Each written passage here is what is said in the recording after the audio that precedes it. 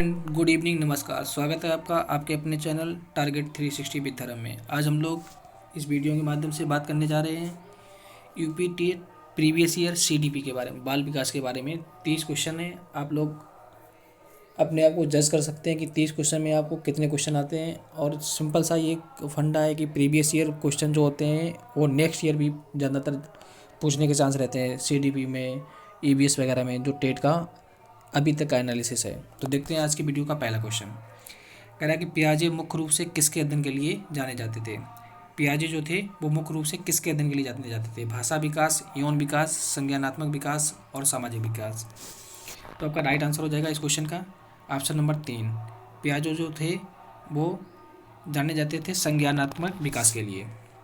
Next question कह रहा है कि जब मानव शरीर के एक भाग को दिए गए प्रशिक्षण का अंतर दूसरे भाग में हो जाता है तो उसे कहते हैं।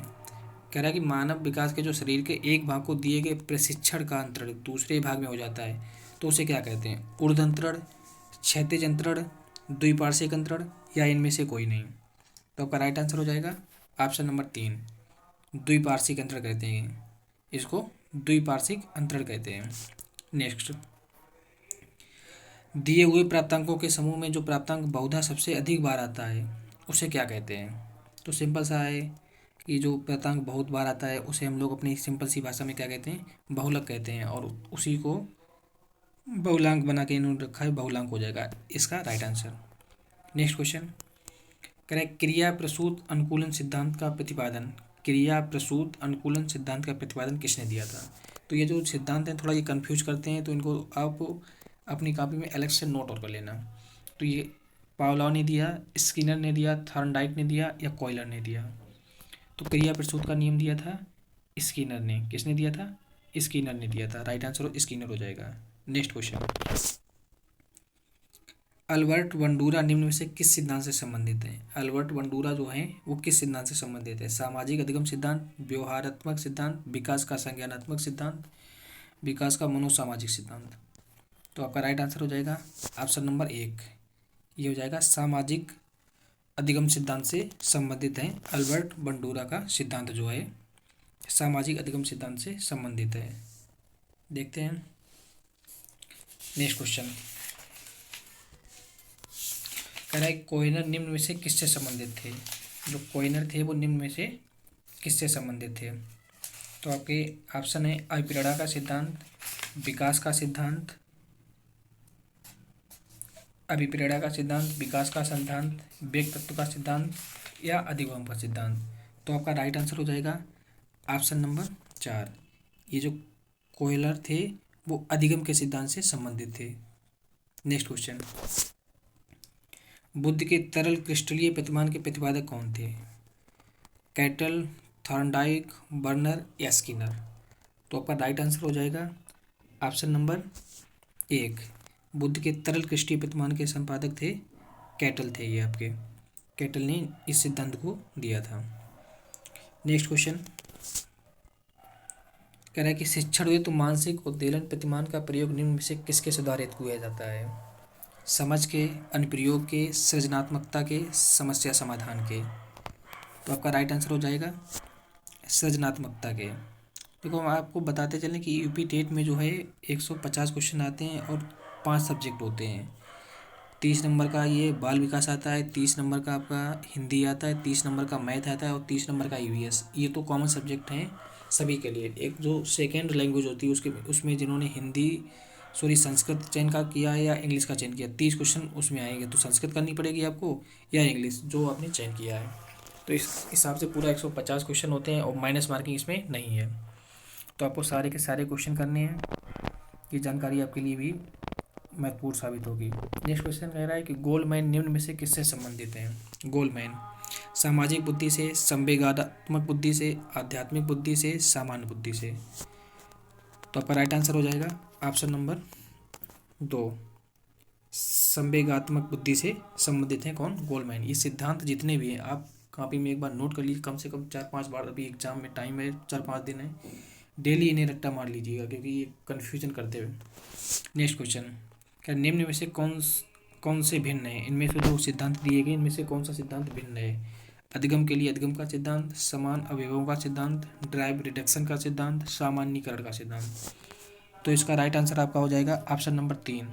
ड्राइव रिडक्शन का जो सिद्धांत है वो इनमें से भिन्न है, बाकी जो ये है वो समान सिद्धांत हैं। ड्राइव रिडक्शन का सिद्धांत भिन्न है, और इस सिद्धांत को, ड्राइव रिडक्शन के सिद्धांत को क्लार्क ने दिया था, जो कि 1943 में दिया था ड्राइव रिडक्शन के सिद्धांत को।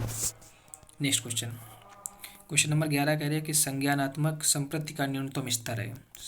ज्ञान, बोध, अनुप्रयोग, विश्लेषण। तो आपका राइट आंसर हो जाएगा, जो ज्ञान है वो संज्ञानात्मक संप्रति का न्यूनतम स्तर है, ज्ञान। और इस सिद्धांत को किसने दिया था? इस सिद्धांत को दिया था ब्लूम ने।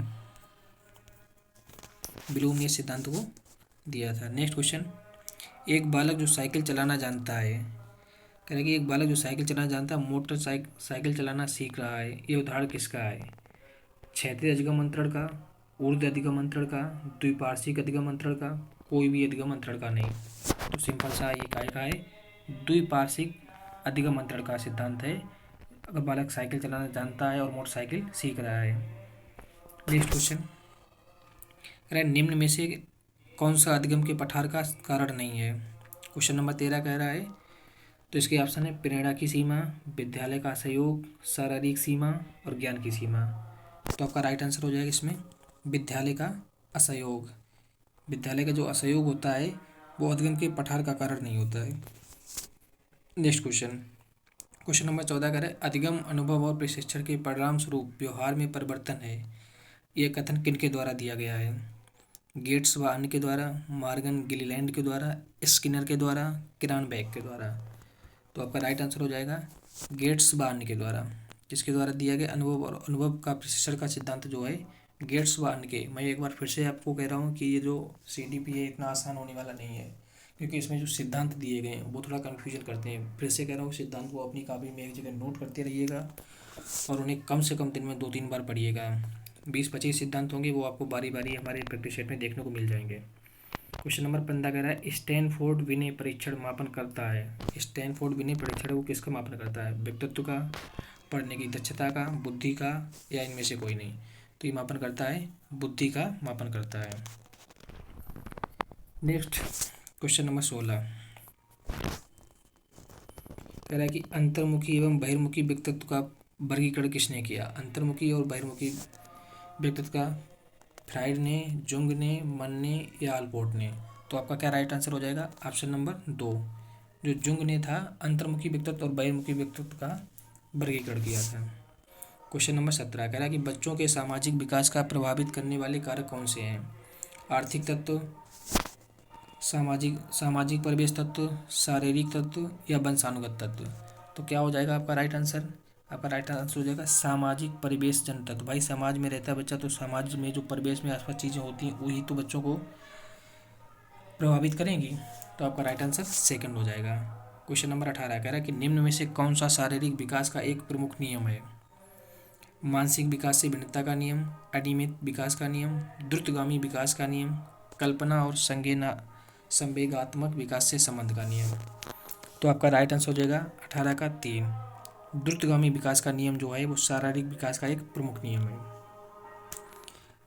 नेक्स्ट क्वेश्चन, वीडियो में अंत तक बने रहिए। ये सारे क्वेश्चन प्रीवियस ईयर जो एग्ज़ाम हुआ था आपका अक्टूबर 2017 में, उसमें आया हुआ क्वेश्चन है, और ये जो प्राइमरी लेवल का जो है पेपर हुआ था उसी का क्वेश्चन है। अगला क्वेश्चन है कि निम्न में से कौन सा विकास का सिद्धांत नहीं है?